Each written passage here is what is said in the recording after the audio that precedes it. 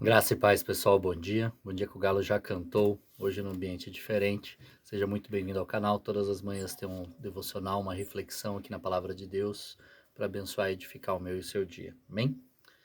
Hoje o nosso texto está no versículo 37 de Lucas 6 ainda. Não julguem, vocês não serão julgados. Não condenem, não serão condenados. Perdoem e serão perdoados. Deem e será dado a vocês uma boa medida, calcada, sacudida e transbordante será dada a vocês, pois a medida que usarem também será usada para medir vocês. Jesus fez também a seguinte comparação: pode um cego guiar outro cego? Não cairão os dois no mesmo buraco? O discípulo não está acima do seu mestre, mas todo aquele que for bem preparado será como o seu mestre.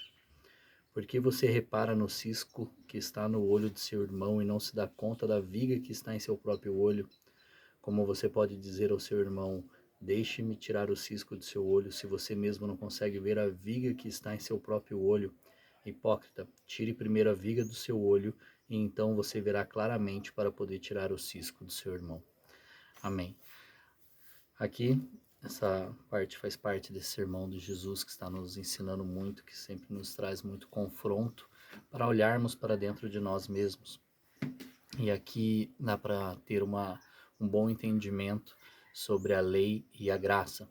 Porque antigamente a gente vivia sob a graça antes de Jesus, né? Assim como os fariseus ali estavam sempre prontos para julgar a todos aqueles por meio da lei, da lei da palavra. E Jesus veio nos trazer a graça, agora nós vivemos sobre a graça dele. Então, ele nos traz esse entendimento de que nós temos que olhar para nós mesmos antes de poder julgar ao outro, porque assim que nós vamos julgar ao outro, à medida que nós vamos usar para julgar o nosso irmão ou aquele que ainda não está em Cristo, nós também seremos julgados pelo Senhor. Então, essa é uma ótima oportunidade que o Senhor nos dá para ter esse entendimento sobre a graça e a lei. A lei nos faz com que nós condenemos e a graça ela nos traz um olhar como o de Jesus para que a gente possa entender, perdoar, assim como nós entendemos os nossos pecados, os nossos defeitos, nós podemos entender e olhar com um olhar de misericórdia para o próximo, assim como Jesus nos olha e nos perdoa, nos dá graça todos os dias para que a gente possa viver e contemplar tudo que Ele tem feito para as nossas vidas. Então, antes de julgar, nós temos que olhar para dentro de nós, como diz o texto, nós não devemos julgar primeiramente o próximo, nós devemos olhar aquilo que nós estamos fazendo, nós temos que olhar para a trave que está em nossos olhos, né?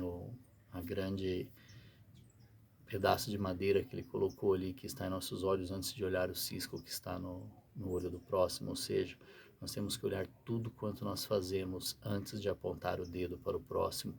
E isso é a graça do Senhor, é a graça que está sobre nós. Então, não é que nós vamos utilizar a graça para fazer tudo aquilo quanto nós queremos, quanto nós pudermos fazer. Não, a graça é exatamente isso, poder olhar e amar o próximo como Jesus nos amou, antes de estar julgando ele, mesmo que ele já não esteja mais no tempo da ignorância, né? Que é o tempo antes de conhecer a Jesus.